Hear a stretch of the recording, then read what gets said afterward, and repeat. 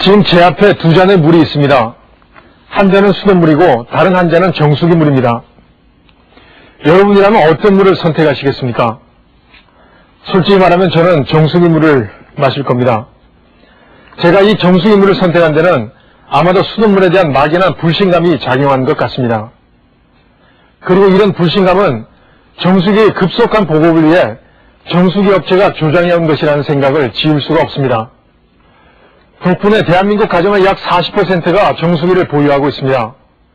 보통 100만 원이 훌쩍 넘는 고가의 제품도 많습니다. 그렇다면 정수기 물은 믿고 마셔도 되는 것일까요? 저가의 정수기와 100만 원이 넘는 값비싼 정수기가 고른 물은 어떤 차이가 있을까요? 저희 팀에서 처음으로 일을 시작한 유통 전문 최지원 PD가 정수기를 분석해봤습니다. 최지원 PD입니다. 고가의 정수기 과연 제 몫을 다하는가? 유통 주거 환경 전문 최지원 프로듀서. 수돗물이 정수를 한다고는 하는데 그게 이제 얼마나 완벽하게 정수되는지 거기에 대한 것이 좀 믿음이 부족하고요. 불소 성분이라던가 뭐 냄새가 난다고도 하고 하니까 아무래도 과거에 인식이 안 좋다 보니까 수돗물은 아무래도 위험하잖아요. 그죠? 어떤 분? 저기 괜히 어디서 그래도 수돗물 먹는 자체가 먹으면은 괜히 뭐 저희가 생길 것 같고 괜히 뭐 안 먹게 돼요.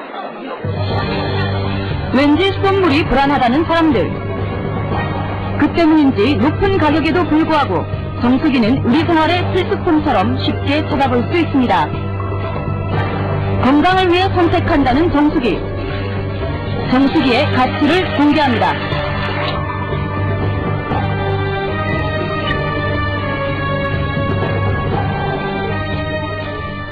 좋은 물만 드세요. 그래야 건강합니다. 그래서 전 물만큼은 꼭 깐깐하게. 좋은 물을 마셔야 한다고 강조하는 정수기 광고들. 지금 제 몸이 깨끗해지고 있어요. 엄마는 정수기 물만이 깨끗한 물이라는 말로 들립니다. 물도 꼭 가려 마셔. 수돗물은 정수기로 깨끗이 걸러 마셔야 안전하다는 말로 느껴집니다. 엄마가 마시면 물이 다릅니다.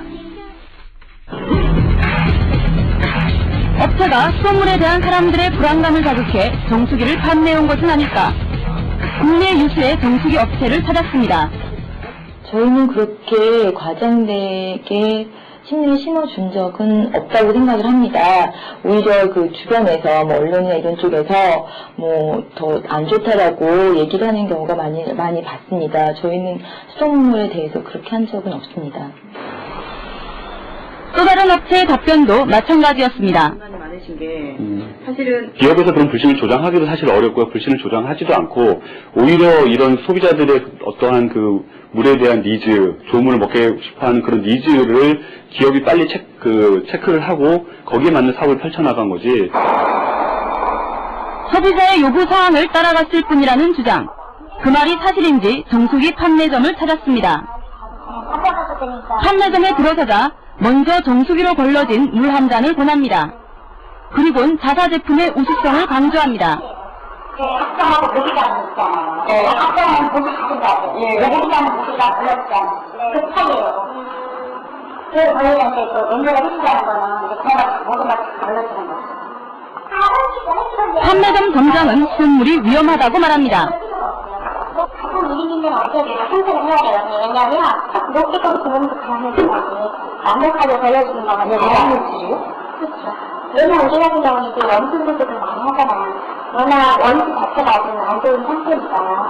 그래서 이제 정수를 쓰시는 거예요. 그래서 해결이 사실은 안 되는 거예요. 이곳만의 영업 방식은 아닌지 다른 판매점도 확인해봤습니다. 이곳은 녹슨 수도 배관 사진부터 보여줍니다. 이거 보여드리면 아무리 깨끗이 정수가 돼서 물이 나온다고 수도랑 물건 통해갖고 수도까지 나오잖아요. 그럼 결론은 이 들어온 물 먹는 거랑 똑같아요. 그런 게 몸에 쌓이면서 암이나 병이 생기는 거예요.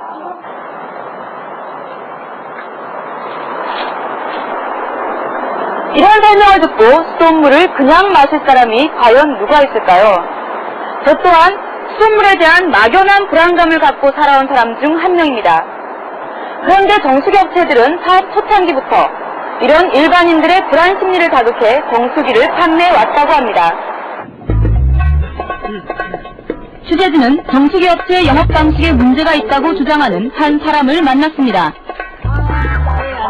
3년 전까지 정수기를 팔았다는 그는 정수기를 팔 때 꼭 필요한 장비라며 TDS기와 전기 분해 장치를 꺼내왔습니다. 손님을 만날 때마다 항상 가지고 다녔다는 기계들. 그에게 정수기를 파는데 이런 장비들이 필요한 이유를 물었습니다. 여기 집에 담아서 아무리 말로 이게 설명해 줄 수 있는 한계가 있기 때문에 이 물이 얼마나 수질에 오염이 됐는지 그것을 눈앞에서 직접 확인을 시켜주기 위해서는 이 측정기가 반드시 필요합니다. 예. 자, 요거는 그는 자신이 배운 정수기 판매 방식을 보여주겠다며 정수기물과 수돗물을 떠왔습니다. 그러면 이제 한번 해볼까요? 담아보겠습니다. 정수기물에 기계를 넣자 0.01이란 숫자가 나옵니다. 수치가 낮을수록 좋은 물이라고 합니다. 그럼 이제 수돗물에 그냥 담급니다. 이번엔 수돗물에 넣어봤습니다. 수치는 104. 104죠? 104. 아, 104. 이거는 도저히 물이라고 볼 수 없는 폐수라고 봐야 됩니다. 100 나오는 물은 나쁜 물이고 0.0이 나오는 물은 굉장히 완벽한 물이다 이렇게 설명하면 고객들이 알아들으세요? 반신반의하죠. 그래서 바로 이걸 한 다음에 바로 이렇게 이제 측정을 보시라고 하고 바로 이 자리에서 바른 물 측정이 들어가는 겁니다. 이제 물에다 이렇게 담갑니다. 그럼 이제 2개의 컵에 전기 분해 장치를 담그자 수돗물이 담긴 컵에만 기포가 일어납니다. 이게 정수기 물에선 변화가 없습니다. 오염이 안 된 물이기 때문에 계속 지금 이 그 눈에 보이지 않았던 그 중금속 같은 것들이 이제 계속 이제 떠 올라오는 겁니다. 이게.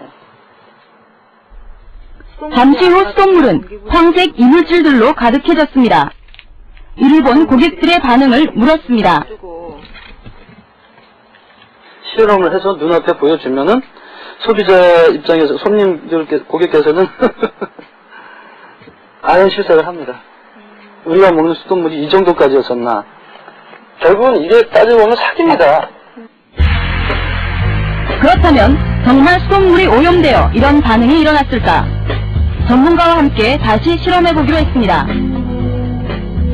이번 실험에서는 알프스산 고급 생수로 세계 전역에 판매되는 에비앙과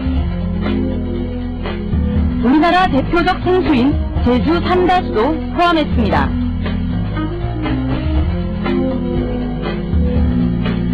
먼저 수돗물에 TDS기를 담궈봤습니다.